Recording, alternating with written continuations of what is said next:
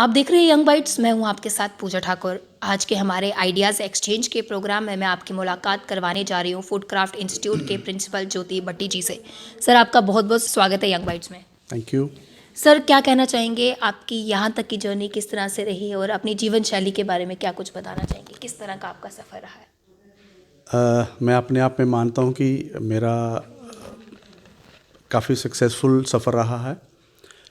जहाँ पे मैंने शुरुआत की थी, जहाँ जिस बैकग्राउंड से मैं हूँ और जहाँ पे जिस मुकाम पे आज पहुँचा हूँ, काफ़ी मैं अपने आप को ये मानता हूँ कि मेरा सफ़र काफ़ी सक्सेसफुल रहा है जी। मैं पहले JKTDC में था। वहाँ पे हमने काफ़ी इनोवेटिव स्टेप्स लिए। मेरा रुझान ह्यूमन रिसोर्सेज डेवलपमेंट की तरफ ज़्यादा था। मैं वहाँ पे भी हमने कुछ कोशिश की ह्यूमन रिसोर्स डेवलप को, मतलब वहाँ पे ट्रेनिंग्स ऑर्गेनाइज़ की। फिर मुझे मौका मिला फूड क्राफ्ट इंस्टीट्यूट में एज प्रिंसिपल काम करने का। जब से हम आए हैं यहाँ पे, हमने शुरुआत की थी 2 कमरों में यात्री निवास के, एक टूरिज़्म की अपनी बिल्डिंग है, वहाँ से शुरुआत की थी। वहाँ पे हम पहले ओनली शॉर्ट टर्म प्रोग्राम्स करवाते थे, 1.5 महीने के, 2 महीने के प्रोग्राम्स, और वो सारे प्रोग्राम्स एम्प्लॉयमेंट जनरेशन के थे। जब मैं अपने आप को पीछे मुड़ के देखता हूँ तो मैं इतना अपने आप में फ़ख्र महसूस करता हूँ, इतना अपने आप में गर्व महसूस करता हूँ कि जिन बच्चों को हमने ट्रेनिंग 1.5 महीने की, 2 महीने की ट्रेनिंग देके हमने जो पास आउट किए थे, वो आज काफ़ी अच्छे मुकाम पे पहुँच गए हैं। डिफरेंट होटल्स में, रेस्टोरेंट्स में, अच्छी अच्छी जगहों पे काम कर रहे हैं। एंड उनमें से, उन्हीं शॉर्ट टर्म प्रोग्राम्स में से कुछ बच्चे हमारे अभी तक फॉरेन भी पहुंच गए हैं। जी सर, क्या अपना किस तरह से आप एक्सपीरियंस शेयर करेंगे? ऐसे कौन से हालात थे जिनसे गुजर के आप आज इस मुकाम तक पहुंचे हैं और अपनी अचीवमेंट के पीछे सबसे बड़ा हाथ किसका मानते हैं? मेरा मानना है कि एक तो फैमिली बैकग्राउंड होती है और दूसरा एजुकेशन क्वालिफिकेशन भी ज़रूरी रहती है कि जिसके बिना पे हम यहाँ पे पहुँचे हैं।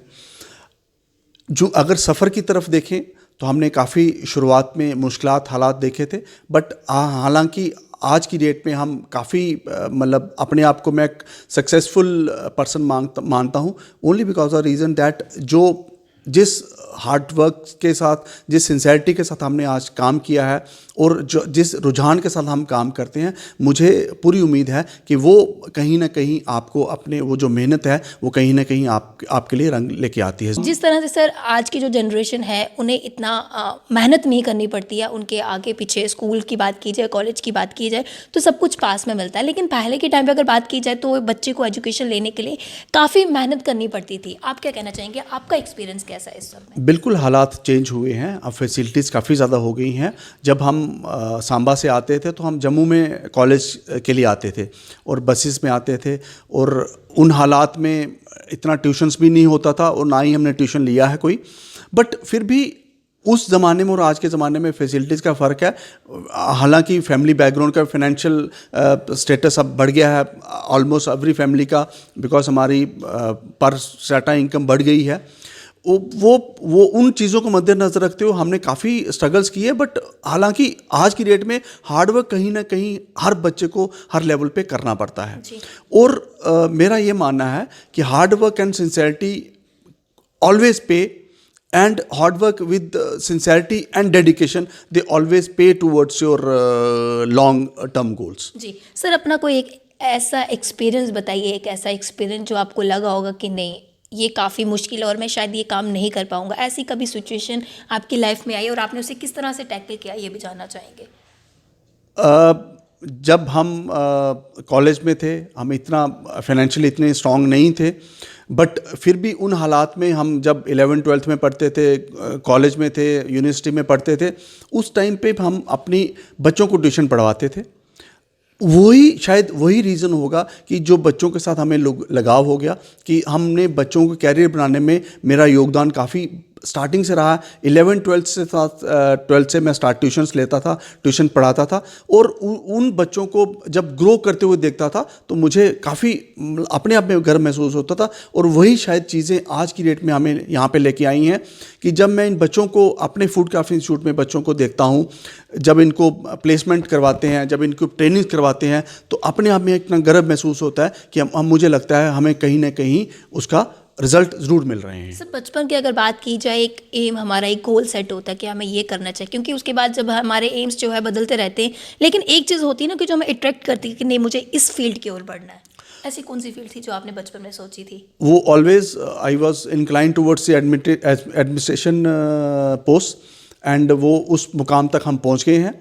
और मुझे लगता है कि अगर मेहनत के साथ, लगन के साथ, डेडिकेशन के साथ और सिंसेरिटी के साथ कोई भी चीज़ में लगे रहो तो आपको ज़रूर हासिल होगी, मेरा ये मानना है। सर इससे पहले जब जहाँ पे आपकी पोस्टिंग थी, किस तरह की इनोवेशन आपने वहाँ पे की थी? वहाँ पे भी हमने, जब JKTDC में थे वहाँ पे हमने ह्यूमन रिसोर्स पे काफ़ी थ्रस्ट रखा था। नए नए आइडियाज़ हमने वहाँ पे एक्सप्लोर किए थे कि जो human resource is the biggest asset of any organisation, मेरा ये मानना है। एंड हर एक मैनेजमेंट गुरु का यही मानना है, ह्यूमन रिसोर्स जो है किसी भी ऑर्गेनाइजेशन का एक नींव होती है, और वही उनको बना सकते हैं, वही उनको बिगाड़ सकते हैं, वही उनको नीचे उतार सकते हैं। और उनकी, अगर उन्हीं की देखभाल अच्छी से हम करें, ह्यूमन रिसोर्सेज को उन्हीं की तरफ बढ़ोतरी हम करें, तो वो ज़्यादा पे कर सकते हैं टूवर्ड्स द ऑर्गेनाइजेशन। जब से आप यहाँ पे एज ए प्रिंसिपल आए हैं, किस तरह की आपने इस कॉलेज में इनोवेशन की है? मैंने बताया हमने 2 कमरों से स्टार्ट किया था। आज हम नगरोटा में स्थित हैं। यहाँ पे पूरा अपना फुल फ्लैज कैंपस है, फुल फ्लैज इंफ्रास्ट्रक्चर है। हमने अपने हाथों से इसको बनाया, अपने हाथों से इसको सजाया है। और इस समय हम यहाँ पे 1.5 साल के डिप्लोमा कोर्सेज कर रहे हैं, जिसमें 10+2 के बच्चे आते हैं, 10+2 पास करने के बाद बच्चे आते हैं। और हमारी कोशिश है इस इंस्टीट्यूट को हम एक मुकाम तक ले जाएं, ताकि ये इंस्टीट्यूट ऑफ होटल मैनेजमेंट बन जाए, जिसमें ऑल इंडिया लेवल के बच्चे आएँ, डिग्री कोर्सेज हों, 3 साल के डिग्री कोर्सेज हों। और हम यहाँ पे हॉस्टल फैसिलिटी वगैरह पूरी प्रोवाइड करने जाने वाले हैं। और जिस डिग्री कोर्सेज के बिना पे उन बच्चों को रोज़गार पाने में, उनका अपना भविष्य बनाने में, फ्यूचर बनाने में हम उनको मददगार साबित होंगे। जिस तरह से आपने कई इनोवेशन इस इंस्टीट्यूट में की है, आने वाले समय में क्या कुछ आप करना चाहते हैं बच्चों के लिए? बच्चों के लिए हम डिफरेंट ट्रिप्स ऑर्गेनाइज करते हैं, एम्प्लॉयमेंट फेयर्स ऑर्गेनाइज करते हैं, इंटरव्यूज़, प्लेसमेंट इंटरव्यूज़ करवाते हैं। और इनके 6 महीने की ट्रेनिंग होती है जो इनके होटल्स में होती है। हम कोशिश करते हैं कि वो ट्रेनिंग जो होती है 5 स्टार होटल्स में हम करवाएं, आउटसाइड दी स्टेट करवाएं, ताकि बच्चों को ज़्यादा से ज़्यादा एक्सपोजर मिले।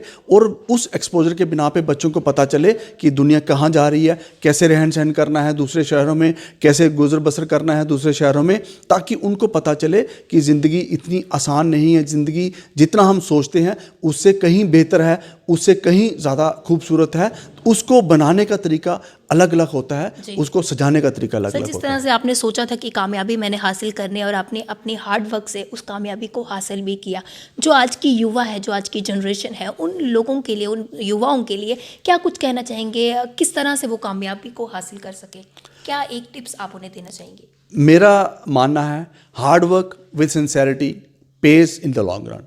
एंड मैं सबसे गुजारिश करूंगा कि जो काम करें मेहनत से करें, लगन से करें और पूरा मन लगा के करें, ताकि जिस काम में भी आप लगे हो वो आपको पूरी किसी मुकाम तक आपको ले जाने में सक्षम ज़रूर बनेगा, ये मेरा मानना है। जी सर, हमारे माध्यम से जितने भी दर्शक आपको देख रहे हैं, क्या एक संदेश सभी युवाओं के लिए देना चाहेंगे आप? Hard work with sincerity page in the long run.